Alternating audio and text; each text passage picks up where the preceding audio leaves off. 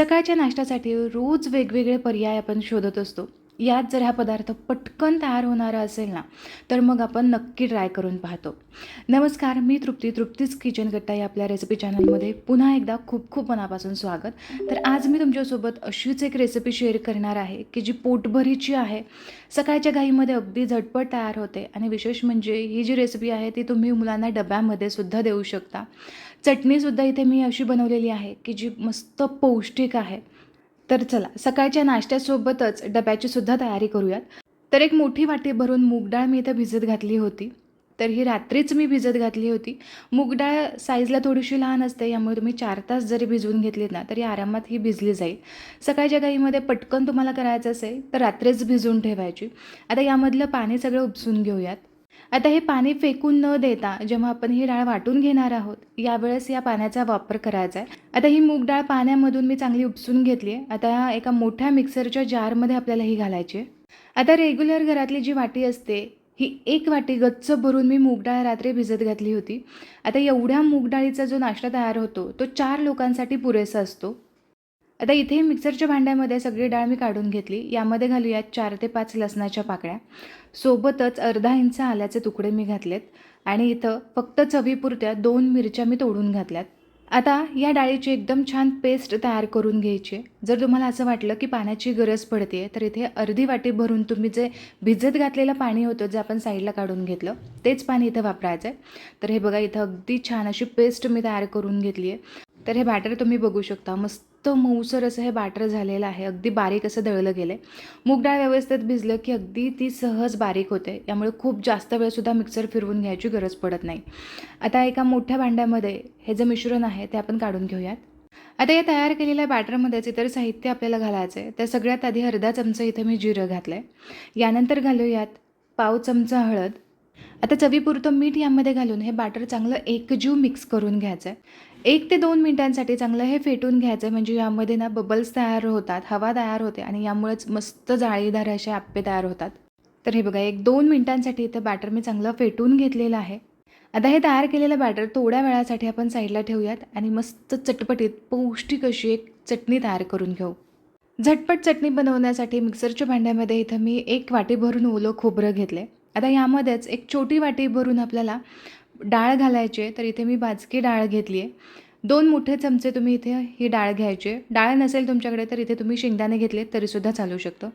आता इथे भरपूर कढीपत्ता घालायचा आहे. जवळ आसपास 30 ते 35 पानं मी कढीपत्त्याची घेतली आहेत आणि याचबरोबर थोडीशी यामध्ये कोथिंबीर घालायची.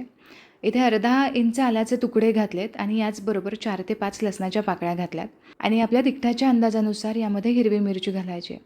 जरी तुम्हाला असं वाटलं की हे बॅटर करत असताना पाण्याची गरज पडते, तर तुम्ही इथं पाणी नक्कीच घालू शकता. तुम्हाला जितकी पातळ किंवा घट्टसर अशी चटणी हवी आहे, त्यानुसार तुम्ही यामध्ये पाणी घालायचं आहे. तर इथे तुम्ही बघू शकता मस्त बारीक अशी ही चटणी मी वाटून घेतली आहे. आता एका वेगळ्या भांड्यामध्ये ही काढून घेऊ. तुम्हाला तर माहितीच आहे की कढीपत्ता शरीरासाठी खूप पौष्टिक असतो आणि यात जो मी भरपूर असा कढीपत्ता घातला आहे, कदाचित तुम्हाला असं वाटू शकतं की या कढीपत्त्याची खूप जास्त टेस्ट येईल, पण असं अजिबातच होत नाही. कढीपत्त्यासोबतच आपण इथे खोबरं घेतलेलं आहे, डाळवंसुद्धा घेतलं आहे. यामुळे त्याचा जो फ्लेवर आहे ना, तो थोडाफार कमी होतो, पण पौष्टिकता मात्र आपल्याला भरपूर भेटते. यामुळे आवर्जून एकदा तरी ही चटणी नक्की बनवा. घरातल्यांना आणि मुलांना नक्की खायला घाला. आता या चटणीमध्ये चवीप्रमाणे मीठ घालून हे मीठ आपण मिक्स करून घेऊ आणि या चटणीसाठी पटकन एक तडका तयार करून घेऊ. तर चटणीचा तडका बनवण्यासाठी इथे मी तेल गरम करून घेतलेलं आहे. तर एक पळीभर मी इथं तेल घेतले. यामध्ये घालूयात चमचाभर मोहरी. मोहरी चांगली तडतडली की यामध्ये अर्धा चमचा आपल्याला जिरं घालायचं आहे. जिरं इथं चांगलं फुललं गेलं की यानंतर पाव चमचा हिंग घालायची आणि आता इथं लाल 2 सुक्या मिरच्या मी इथं घातलेल्या आहेत. त्या थोड्याशा आपल्याला परतून घ्यायच्यात आणि यानंतर हा गरमागरम तडका या चटणीवरती घालायचा आहे आणि या साध्याशा तडक्यामुळे ना ही चटणी अगदी जबरदस्त लागते. तुम्ही फक्त अप्प्यांसोबतच नाही तर डोशासोबत किंवा मेदूवड्यांसोबतसुद्धा ही चटणी टेस्ट करू शकता. मस्त लागते. माझी स्वतःची ही खूप फेवरेट अशी चटणी आहे, कारण यामध्ये भरपूर पौष्टिकता मिळते. चटणी आपली बनवून झाली. आता पटकन आप्पेसुद्धा बनवून घेऊयात. तर आप्पे बनवण्यासाठी यामध्ये तुम्हाला ज्या काही भाज्या आवडतात ना, त्या तुम्ही यामध्ये घालू शकता. सध्या यामध्ये मी 2 मीडियम साईजचे कांदे, 1 मीडियम साईजचा टोमॅटो आणि सोबतच थोडीशी कोथिंबीरसुद्धा घालणार आहे. आता जर तुम्हाला हे आप्पे आणखीन जास्त पौष्टिक बनवायचे असतील तर इतर भाज्यासुद्धा तुम्ही यामध्ये ॲड करू शकता, की जसं दुधी भोपळा आहे किंवा काशी भोपळा थोडासा किसून तुम्ही यामध्ये घातलात, पालकाची काही पानं बारीक चिरून यामध्ये घातलीत, मेथीची काही पानं यामध्ये बारीक चिरून घातलीत, तरीसुद्धा अगदी पौष्टिक असे हे आप्पे तयार होतात. तर आप्पेच काय, या बॅटरचा तुम्ही डोसासुद्धा बनवू शकता. हा डोसासुद्धा अगदी मस्त लागतो. तर इथे बोलता बोलता सगळ्या भाज्या माझ्या चिरूनसुद्धा झालेल्या आहेत. आता या चिरून घेतलेल्या भाज्या आपल्याला या आप्याच्या बॅटरमध्ये घालायच्यात आणि आता या घातलेल्या भाज्या या बॅटरमध्ये चांगल्या एकजीव मिक्स करून घ्यायच्यात. जर तुम्हाला याचा डोसा बनवायचा असेल तर कन्सिस्टन्सी थोडीशी तुम्हाला पातळ ठेवावी लागेल. पण इथे आपण आप्पे बनवणार आहोत. आप्प्यांसाठी खूप जास्त सैलसर असं बॅटर न करता असं थोडंसं दाटसरच बॅटर केलं जातं. तर इथे तुम्ही बॅटरची कन्सिस्टन्सी बघू शकता. जेव्हा मी डाळ दळून घेतली, वाटून घेतली, यावेळेस फक्त एक वाटीभर यामध्ये मी पाणी घातलेलं आहे. आता हे सगळं मिश्रण एकजीव मिक्स झाल्यानंतर फक्त एक चिमूटभर यामध्ये ना खायचा सोडा घालायचा आहे. तर या सोड्यामुळेच मस्त यामध्ये जाळी सुटली जाते. आता तुम्हाला जर इनो किंवा सोडा घालायचा नसेल ना, तर भाज्या न घालता हे बॅटर कमीत कमी एक 5 ते 6 तासांसाठी चांगलं फर्मेंट होऊ द्यायचं आहे आणि एकदा फर्मेंट झालं की मग तुम्ही यामध्ये हव्या त्या भाज्या घाला आणि यानंतर लगेचच तुम्ही आप्पे तयार करायला घेऊ शकता. तर इथे इन्स्टंट आपण रेसिपी बघतो, यासाठी मी थोडासा यामध्ये सोडा घातलेला आहे. आता इथे बॅटर आपलं तयार झालं. इकडे मी आप्पे पात्रसुद्धा गरम होण्यासाठी ठेवलं होतं. आप्पे पात्र आधीच खूप जास्त गरम करून घ्यायचं नाही. एक अर्धा मिनिटांसाठी हे चांगलं गरम झालं की यानंतर सगळ्या बाजूने आपण यामध्ये तेल सोडायचं आहे. घातलेलं हे तेल अगदी थोडंसं गरम झालं की लगेचच यामध्ये आपल्याला बॅटर घालायचं आहे. तर बॅटर घालण्याआधी दरवेळेस आपल्याला हे मिक्स करून घ्यायचं आणि यानंतरच बॅटर घालायचं, म्हणजे भाज्यासुद्धा प्रत्येक एका आप्प्यांमध्ये व्यवस्थित येतात.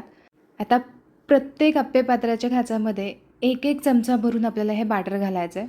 लो फ्लेमवरती आप्पे जर तुम्ही भाजून घेतले तर खूप वेळ लागू शकतो. यासाठी मीडियम टू हाय फ्लेम ठेवायची, म्हणजे आतमधल्या भाज्यासुद्धा शिजल्या जातात आणि याचबरोबर आप्प्यांना कलरसुद्धा मस्त येतो. आता या भांड्यामध्ये आप्पे घालून झालेले आहेत. आता लगेचच यावरती झाकण ठेवायचं आहे आणि आता एक 3 ते 4 मिनिटांसाठी हे आप्पे आपल्याला चांगले वाफवून घ्यायचे आहेत. तर इथे ना जवळ आसपास 4थ्या मिनिटाला मी यावरचं झाकण काढून घेतलं आहे. वरची साईड पूर्णपणे कोरडी झालेली आहे आणि आता खालच्या साईडने एकदा चेक करून पाहायचं. मस्त गोल्डन रंग आला की समजून घ्यायचं हे आप्पे खालच्या साईडने व्यवस्थित शेकले गेलेले आहेत. आता जेव्हा आप्पे तुम्ही पलटी करून घेताना यावेळेस वरची बाजू जी आहे ती कोरडी व्हायला हवी, म्हणजेच मग एकसारखे असे आप्पे भाजले जातात. जर ओली असेल तर पटकन हे आप्पे पलटीसुद्धा होत नाही आणि आकारसुद्धा व्यवस्थित धरत नाही.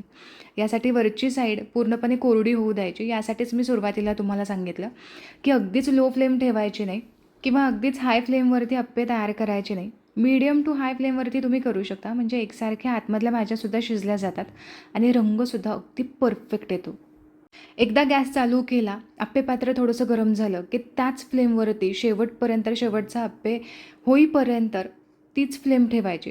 आता इथे ना सगळे आप्पे पलटी करून झाले की यानंतर पुन्हा एक 3 ते 4 मिनिटांसाठी या साईडने सुद्धा आपण हे आप्पे शेकून घेऊयात. पलटी केल्यानंतर मात्र झाकण ठेवायची गरज पडत नाही. हे आप्पे तुम्ही असेच भाजून घेऊ शकता. तर हे बघा, एक 4 मिनिटांसाठी या साईडने सुद्धा आप्पे मी भाजून घेतलेत. तुम्ही बघू शकता मस्त दोन्ही साईडने छान रंग आलेला आहे आणि एकसारखे असे आप्पे भाजले गेलेले आहे. आता हे गरमागरम आप्पे आपण काढून घेऊयात.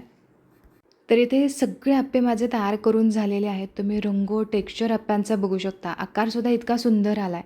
सकाळच्या गडबडीमध्ये सकाळी सकाळी असा पौष्टिक आणि सुंदर नाश्ता जर कोणाला भेटला ना, तर कोणी नाही म्हणूच शकणार नाही. सकाळचा माझा नाश्ता तर इथे तयार झाला. तुम्हीसुद्धा नक्की ट्राय करून पहा. आणि इथे तुम्ही बघू शकता मस्त आतमध्येपर्यंत व्यवस्थित जाळीसुद्धा सुटलेली आहे आणि याचबरोबर आतमधल्या भाज्यासुद्धा अगदी परफेक्ट मऊसर अशा शिजलेल्या आहेत. आशा करते की आजची ही रेसिपी तुम्हाला आवडली असेल. रेसिपी आवडली असेल तर नक्की लाईक करा. पुन्हा भेटूया अशाच एका मस्त रेसिपीसोबत. तोपर्यंत स्वस्थ राहा आणि मस्त मस्त खात राहा.